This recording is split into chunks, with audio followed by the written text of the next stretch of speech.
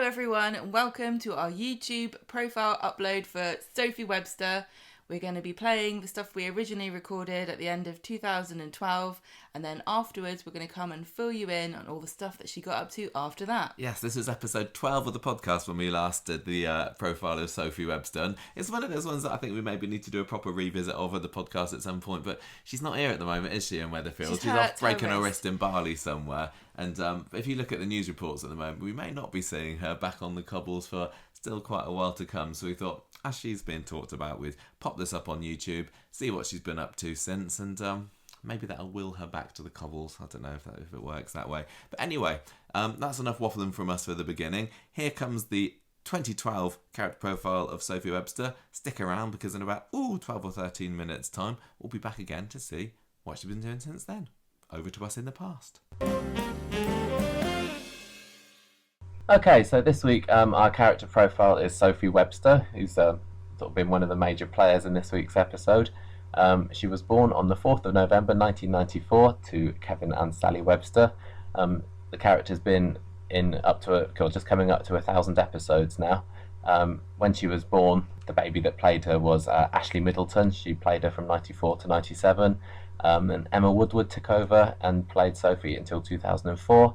And since then she's been played by Brooke Vincent. ITV publicity for Sophie describes her as a girl who's determined to live her life her own way after being neglected by her parents in favour of elder sister Rosie. Do you think that sums her up pretty well? Not really. She is determined to live her life her own way. I mean, yeah, but that makes it sound like she's sort of doing it on purpose, like she's acting out to get attention. Well, if we have a look at some of her storylines, there are bits where she did do things to get attention. Well, let's get into it then. Okay. So when she was born, Kevin and Sally first called her Lauren, but Rosie kept calling the baby Sophie because she had a doll called Sophie. And in the end, Kevin and Sally decided, yeah, okay, let's keep that name then, and Lauren became her middle name. That's what happened to Tracy's kid. Oh yeah, because Amy was called Patience at first, wasn't she? So another baby name changing. For the first few years of Sophie's life, she was kind of a baby in the background, like it happens to lots of young children at the moment. Case in point, where's Maria's baby at the moment? Anyone's seen Liam Jr.? In 1999, she was held hostage by her mum Sally's scary ex-lover, Greg Kelly, but she was released without harm. Sally was having trouble with this guy who she got involved with after Sally had a lot of money, so he kidnapped her and then let her go. That was all okay. So she wasn't particularly a main character in that. It wasn't really until 2004 when Brooke Vincent took over that Sophie really developed as a character. I remember when she was first in it, because the old actress who played Sophie had like a bob haircut. And the first scene with the new Sophie in had Rosie calling her helmet head, because her hair looked a bit like a helmet, and which was bizarre because her hair had never been called that before, but it was an excuse for Brooke Vincent to then grow her hair out, or to have her hair as the actress usually has it. One of her first storylines involved her going to Weatherfield High. On her first day there, she got sent home straight away because it turned out that Sally hadn't registered her properly. Sally couldn't decide whether Sophie should be going to Weatherfield High or sort of the posh private school, so she hadn't filled in the forms properly. But in the end, she got in after Sally discovered that the head had given Sophie's place to his own daughter, which she's not allowed to do against the admissions policy, so she was all in there. Do you remember when she gave knits to Janice Battersby? No. Oh, that was hilarious, because Vicky Entwistle had to shave all her hair off. I don't know whether it was the actress wanted to do that or what, but anyway, that was quite funny. That was in 2005. You don't have to shave your head these days if you get knits. Well, she did. Back in 2005. In 2006, that's when she started hanging around with Chesney a bit more. She got into trouble stealing DVDs from Les, and she was smoking with Chesney's friend Cameron. She also stole some money from Sally, and Sally blamed Chesney because that's what those Battersby Browns are like. And then Sophie confessed that it was her. So she was a bit of a bad one back then, going through a rebellious teenager phase, which, sort of thinking about her now, that's not very like her at all, is it? Not at all. Late in 2006, Sophie and Chesney find Ivy Brennan's diary up in the attic. Now, she was the mother of Gail's first husband, Brian. Ivy didn't like Gail at all, and she'd written down in her diary that Gail wanted to have an abortion when she was pregnant with David. So Sophie gives this diary to David, and that was probably another excuse for him to go off on one of his psycho trips. Exactly. In 2007, she managed to get Norris to think that Sally had a crush on him, because she got Sally to sign a Valentine's Day card. Sally thought it was going to go to Chesney, but Sophie played a trick on her and gave it to Norris. So that was pretty funny. And then later on in the year, she had her own crush on John Stape, and was gutted when Fizz started having a relationship with him, and Rosie was seeing him as well. In 2008, John kidnapped Rosie. Do you remember that? And he had her up in his grandma's attic. And all the time when Rosie was away, Sophie was getting pretty annoyed that nobody was paying any attention to her. And like the ITV publicity said, she was neglected a little bit by Kevin and Sally. Not actually neglected, though. No. Not like childlike neglected. No, she just felt she was being ignored a bit, and nobody really cared about what she thought. So she sent a postcard to their house saying Sophie's next. So they'd all say, "Oh, poor Sophie, let's look after her." Didn't that sort of screw up the police investigation somewhat as well, I thought, because it kind of gave them a false lead there. Yeah. I think I remember something like that happening. Yeah. Early in 2009, she pretended she was pregnant. Kevin found a pregnancy kit in the bin in the bathroom, and after thinking first it was Sally's, Sophie reveals it was hers and that she was pregnant, but then it all turns out that she was just doing it to get attention. Later that year, she started dating Ben Richardson, who was this hunky Christian that went to her school, and then that's when she decides to become a Christian as well, which is quite an interesting direction for the character, because you don't get very many, I guess, really religious teenagers. Not really, not in TV. No, so, and I think at the time, Brooke Vincent was saying, "Oh, it's really good to show Sophie's a Christian, but it shows that not all religious people are nutcases, and they're not going on about their religion all the time." But then I thought that at that time in 2009, Sophie did go on about her religion all the time. It was kind of rammed down people's throats a bit, don't you think? Yeah, I don't know. It's hard to tell whether the writers are Christian, or they were trying to say something against Christianity, or if they were just exploring the idea of being a Christian in a world that doesn't really hold those beliefs in that much respect anymore.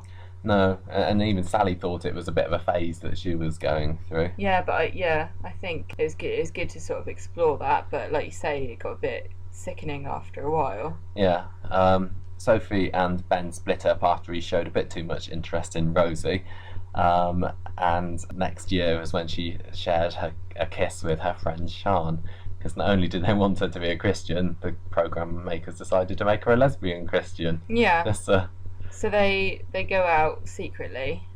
Yeah, they're discovered by Ryan Connor, and also Claire Peacock walks in one time on them having a bit of a kiss. Both of them agreed to keep the relationship quiet, though.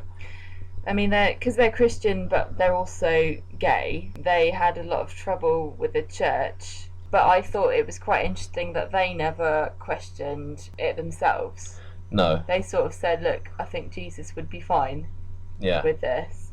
So they never explored it from the point of view of how do you reconcile being gay and being a Christian, which they thought they could have done. Yeah. Because they just seemed to leap straight to it's fine. It was only explored to the extent of like the pastor at church wasn't really happy. Didn't he kick them out of the choir? Yeah, because they joined a choir to try and be with each other a little bit more.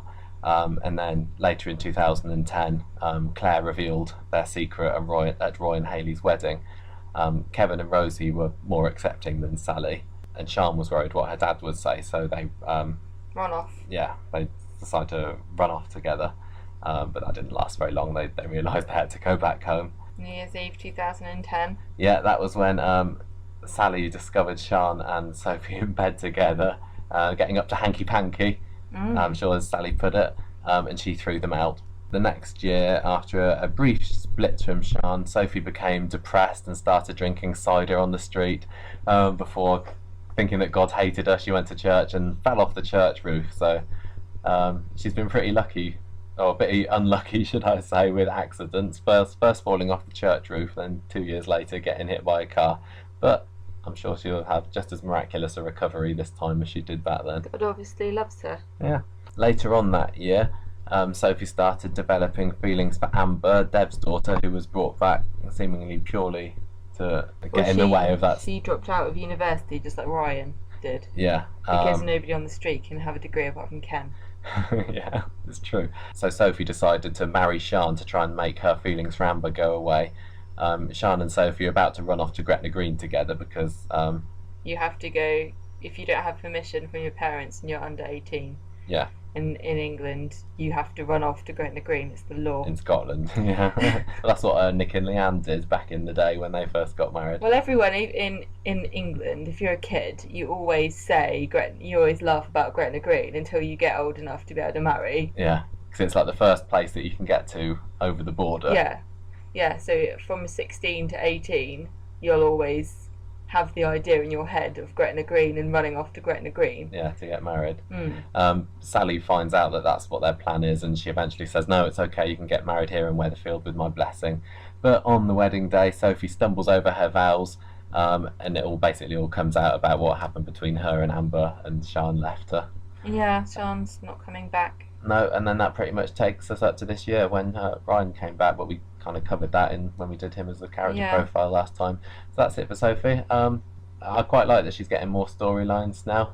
I mean, I wish Rosie hadn't left, because Rosie was hilarious the way that they sort of made her into a bimbo. Well, the actress has got a footballer boyfriend now, so she doesn't need to work. Yeah, fair play. It'd be nice if she did come back every now and again just to drop in. Like Rosie was brilliant. Yeah. She kind of reminds me of that character from Married with Children, Kelly.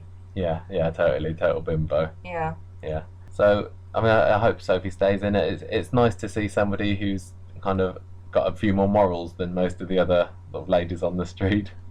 Yeah. It kind of gets a bit grating that everyone always goes, oh well, you're a Christian. Yeah. You know, yeah. It kind of gets annoying, and sometimes you feel the same way as well. Like Ryan, come closer. I forgive you. It's like, slap him around the face and then forgive him. But it's nice to have someone that's a little bit different. So long may she stay. And there she was. That was Sophie Webster up until about 9 years ago. It's in 9 years, Gemma. She must have done an awful lot since then. Where are you currently standing on your Sophie Webster love? Love her? Okay about her? Maybe if I listened bit? to what we just said, I would be more enamoured. But I can't really remember that much about her. I think before she left, we weren't, doing cartwheels every time Sophie came on screen. Her doing is standing around with a clipboard. Yeah, well, I'll tell you all about that. I made a few notes about what she's been doing since, and there were actually some great Sophie moments in the past 9 years or so. But I think the character did need a bit of a break. I'd really like to see both her and Rosie come back to the show though, because the Websters as a family unit, that's a Corrie. That's Corrie icons, aren't they? All that lot. So she had a bit of a down period after when we spoke about her last, because after getting involved in a car accident, she goes to see her physiotherapist, Jenna. Remember her?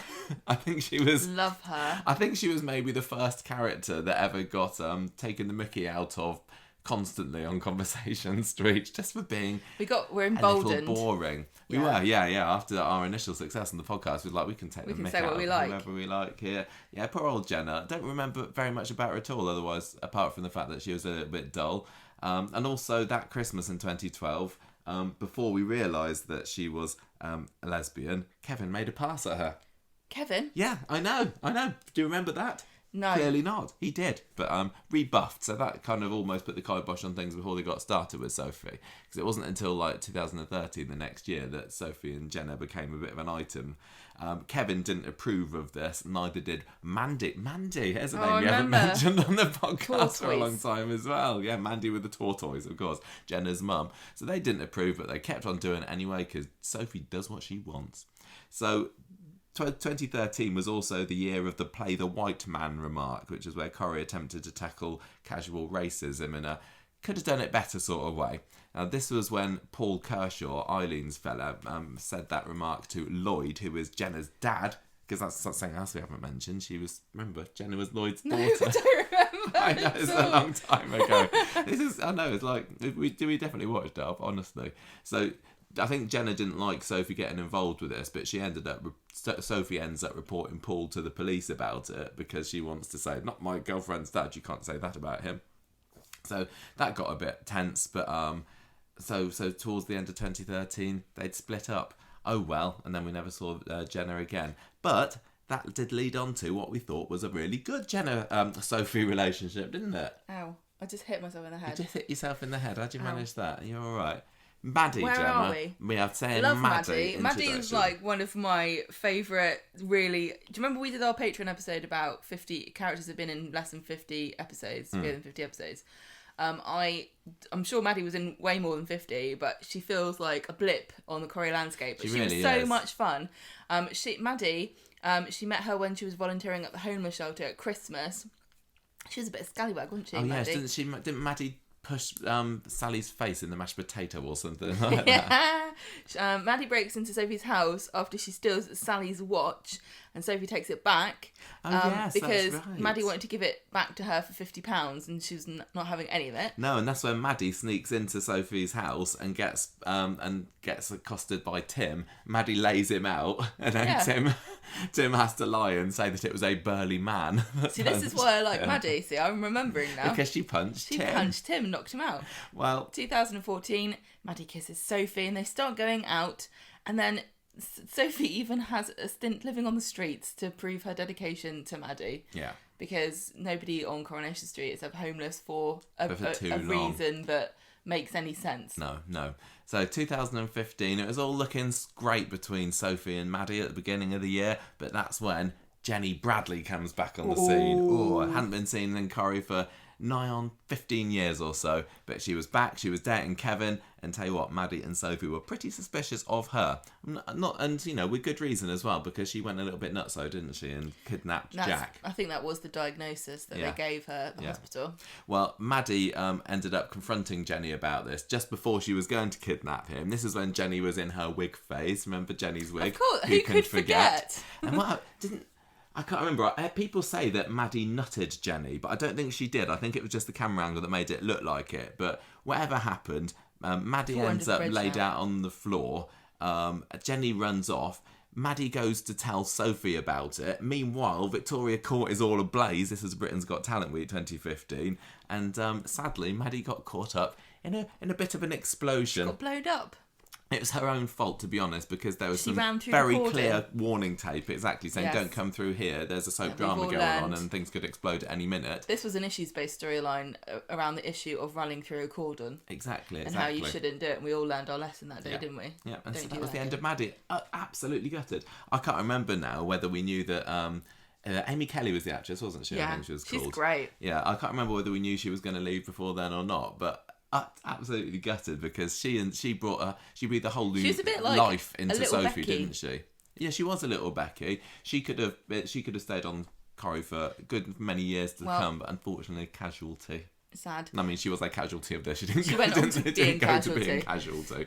No, so anyway, she's got blowed up. Didn't get a chance to go off to India to see the elephants. I know. I think she is. Sophie had been planning. In heaven, she is riding an elephant. Yeah. So Sophie has to move on, and in that year she gets a 21% share of the garage for her 21st birthday.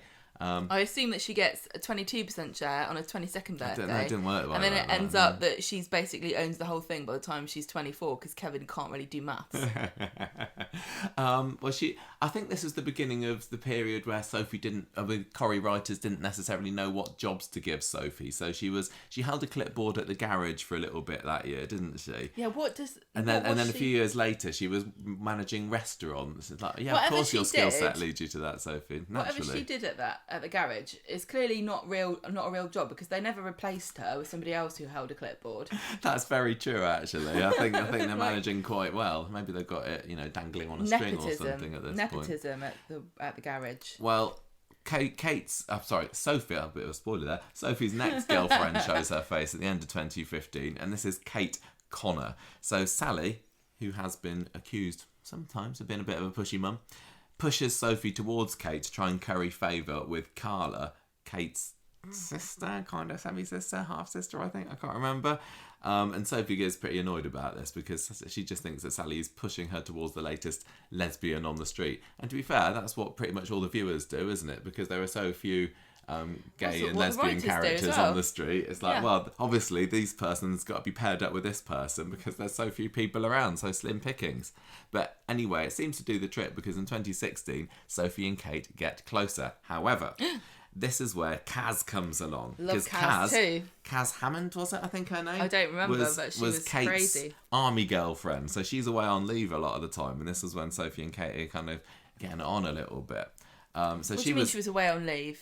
She was away, not a leave, opposite of leave. Yes. Fighting around the world. Fighting around the world. She was protecting the Queen's interests. She was, and also been a bit of a wrong un because she was also nutso, wasn't she? Yeah. She ends up faking her own death eventually, but before that, it's an injury that she's faking. She says she's got a bad leg or something, doesn't she? So she has to come back to Weatherfield. My leg. So Sophie finds out that Kaz is faking it. Kaz and Kate split, but Kate just wants to stay single for a little bit. So sadly, Sophie and Kate never really happened back then. So close. Oh, gosh. Sophie goes off to Miami at the end of the year to be with Sophie for a little bit to do promotions work because she can turn her hand to anything, that Sophie Webster. I know, she's got a great CV. Yeah. Now, was that when... I'm losing track of the times that Brooke Benson had to take time off of Corrie because I know that she had pregnancy reasons for leaving. I know she had dancing on ice reasons for leaving. I can't remember which one this was, but never mind because in 2017, fairly early on if I remember rightly, she was back and she brought Rosie back with her. Brilliant. Yes. The plot reason for her coming back was because she needed her appendix out and she'd run out of money so she couldn't get it done abroad. So she's had a bit of a bad time while she's away, nearly bankrupt, and then so she comes back, next job, window cleaner. She takes over Tim's window cleaning business. Why not? Yeah, why not? Also, He says women can't clean windows. Part-time sorter-outer of Rosie's drugs mule-related bother that she manages to get herself into upon arrival in the UK again. And cyberstalker tracker. She's amazing, Sophie. So this is when what happened? Sally was she trying to run for council or run for mayor or something at this point, and she was getting a load of abuse online, and then Sophie tracks down who she believes was the culprit, Auntie Gina Seddon, which is another brilliant person that, thanks to Sophie, has been brought back onto the cobbles. It wasn't actually her; it was her daughter Leah who bogged off pretty quickly. But so thank you very much, Sophie, for bringing Gina back. Now at the end of 2017-ish, we had Sophie snogging Kate on a night out, and before long, they're dating. Hurrah! In 2018, she splits up with Kate. Oh, no. She sells the window cleaning van to Aidan. Oh, no. Who obviously made a go of that.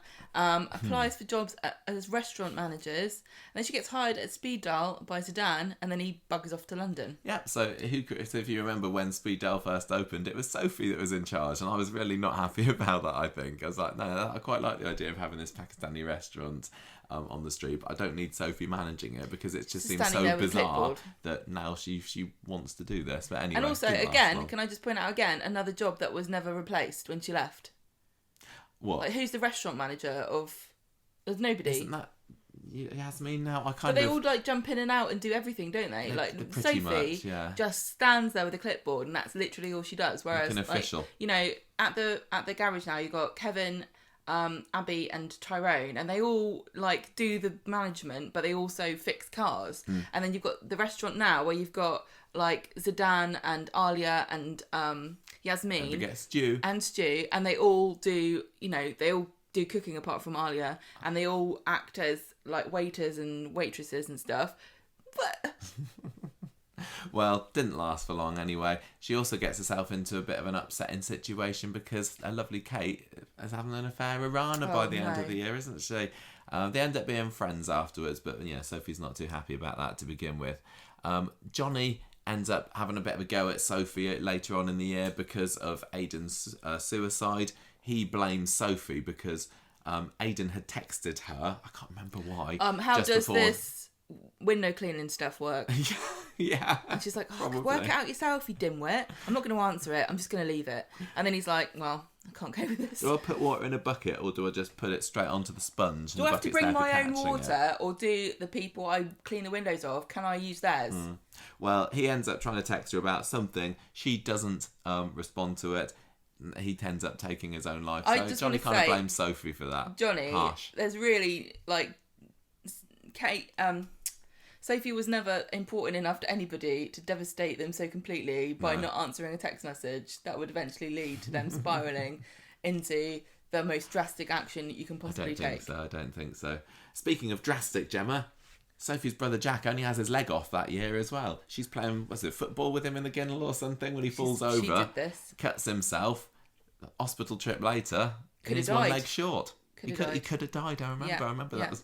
That's important to remember. And also that year we had Sally getting involved with Paula, because this is when she is... What did Sally go to prison for? It was fraud, wasn't it? So You've written fraud case. It's a fraud case, that's right. So her really solicitor is Paula Martin, and she's got a daughter, Isla. Do you remember her? No. So Sally tries to set Sophie up with Isla, who's Paula's daughter. And Sophie ends up snogging Paula as well. So she has her head turned. She literally has to go an older for woman. Every single bisexual or lesbian woman on the street. She does. She's a right goer, is Sophie. She gets involved with Ryan stuff with druggy Cormac. So Sally gets sent down. Paula splits up with Sophie. Tragic. 2019, she gets back together with her. Yes, she does. But then she gets a load of money from her dead auntie Vi. And she decides to leave and go off backpacking. Yes, this is when Auntie Debbie came back on the scene, didn't she? Saying, Auntie Vi's dead. Do you remember Auntie Vi? Surely we've talked about Auntie Vi before. Who cares? Here's a load of dosh. She was absolutely loaded. Yeah. And Paula's like, yeah, I'll come with you. And then she's like, no, I'm not going to because I've realised how weird this is. Well, I think she sees Sophie kind of mooning after Kate, doesn't she? Well, and, also, she's far too old for Sophie. And also I think she's a bit too old to go backpacking around Asia. Like I know, whatever, but you should go backpacking with people your own. She was a very kind of serious, sensible solicitor lady, imagine. And Sophie was a hot-headed, annoying woman, lesbian Christian. Although we've not even mentioned her Christianity throughout any of this recent bit, she kind of forgets about it a little bit, didn't it? It really defined her character for a period in the late 2000s. Yeah. But then she kind of forgot about it again. I don't blame Paula. I wouldn't want to babysit Sophie round the world but either. This was Brooke leaving off on maternity leave again, which she hasn't returned from, and poor old Sterling Gallagher, who played Paula, was kind of a bit of a casualty of this, wasn't she? I think if Sophie had stayed in the programme, so would have Paula. But they just didn't have anything for her to do after that, apart from jump into bed with Tracy Barlow. Less said about that, the better. But anyway, that is where we are up to with Sophie. Now, Brooke's been a right busy beaver since then. She's done, bit when she was in Corrie as well. She's done Dancing on Ice, runner-up, don't you know? She's had 2 children, Mex, which was in 2019, Monroe in 2021. She's done 2 interviews with Conversation Street podcast. That's the most prestigious. She got stuck in a lift and everything. I know. It wasn't our fault. It wasn't my fault. I just spoke to her, and later that day she was stuck in a lift, and it made the news and everything. Well, if there was a pattern, they would have discovered it.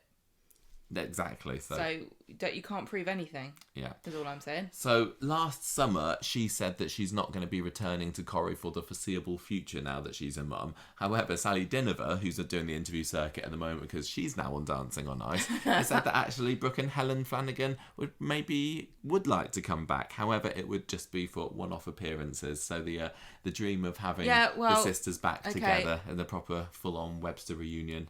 I know, but this is the sort of thing where it's like, how did this come up in conversation? Because the headlines are all like, oh, Sally Divener says that Brooke Vincent and Helen Flanagan would only come back for one-off appearances. But probably what happened was, so they said, oh, do you reckon they'll be back? And she was like, I don't really know. And they said, what? Would you reckon they come back for a one-off appearance? And she said, maybe, I don't know. I can't remember though. I think that she did actually offer that information. I read the interview. Although I think, was it maybe last week in the papers? There was Brooke Vincent herself saying, yeah, I don't think I'm going to come back for the time being. But then the headlines with that led with Sophie to never return to Weatherfield. You just can't believe anything. You just got to wait and see, really. I would like to see her back again, as although I wasn't, she was never my favourite character by the end of it.